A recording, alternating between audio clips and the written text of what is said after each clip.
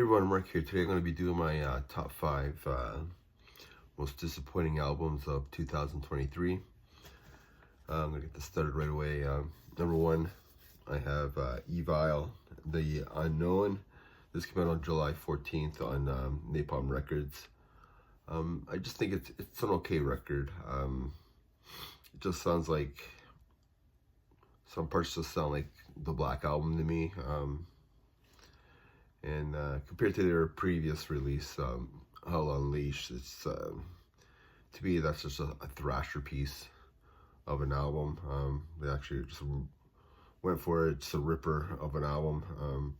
I think that's what I was looking forward to on this album compared to the mid-paced groove 90s style that they went for on this album, and some sing-along tracks and stuff. I still think it's an okay album. There's some cool songs on here. I do like the title track, The Unknown,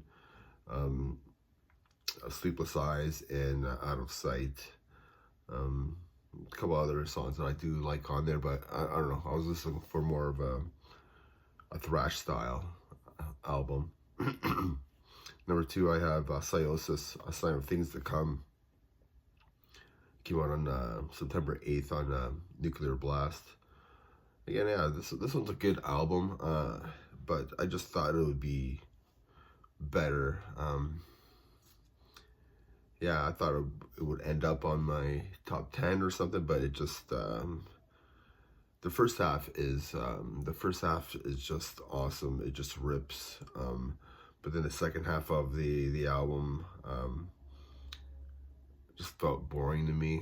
Even after multiple listens, I thought maybe I'd get used to it, but the first half until you get to Absent, and then after Absent, it just got too singy for me, I guess.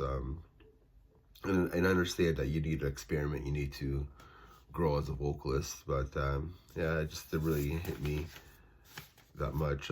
But I do like songs like the opening track, like Deadwood's just a kick-ass track. Yeah, but maybe one day I'll like it, but at the moment, I'm just not too into it. The third album I have here is Tumo, The Enduring Spirit. This came out on September 15th on 20 Buck Spin. I tried to like this album. I tried multiple times listening to this.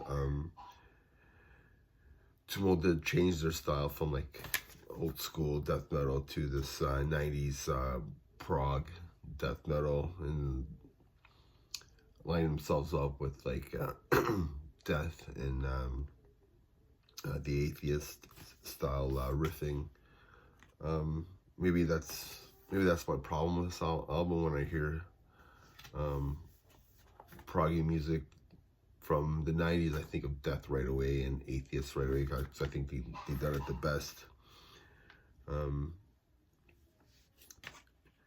And also, I just think that the vocal styles, the vocal style that, it's just a deep guttural, just a low, deep guttural vocals on this album. I just don't think it works with this style of music, but maybe it's just me. I know a lot of people love this album, but it just didn't hit home with me for some reason. Fourth album I have here is Dethklok 4. This came out on August 25th on Water Tower Records. Yeah, this album didn't do anything for me. I don't know what I was. I don't know what I wanted or what I was anticipating. Maybe I wanted some like old feelings that I had for Dethklok, because I did love the TV show and stuff, and the first album of Dethklok and stuff like that. Maybe that's the feelings I was going for, but that was like 15 years ago when that stuff was coming out. 10 years ago, yeah. So maybe I'm just getting old now. Who knows? But yeah, I just didn't. I know the last 2 tracks on this album were very good. But yeah, it just didn't hit me properly. The album I have here is Orbit Culture, Descent. This came out on August 18th on Seek and Strike Records. I did review this album and I gave it like high praise. I think I gave it like a 9 out of 10. And that was my first listen. I thought I was like really into that album. The day it came out, listened to it a couple times. I enjoyed it. Then I put it away. Then September came and all this awesome death metal came in, and then yeah, then I tried to re-listen to this, and then it didn't hit me like it did before. I was just going back to other records, and I tried to go back to it again. I just found that it was very like generic, kind of paint by numbers, and I was just like, kind of overhyped this thing a little bit. It's not hit me the same anymore. I do still like the songs From the Inside and The Alley of Fire. I thought that those were really good tracks, but yeah, it just didn't hit me as hard anymore. Probably the worst album of the year has to go to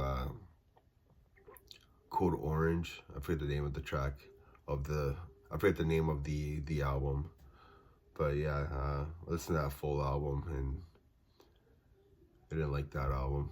So it's probably my worst album of the year. Usually albums I don't like or albums that I know I'm not gonna enjoy, I usually don't listen to it.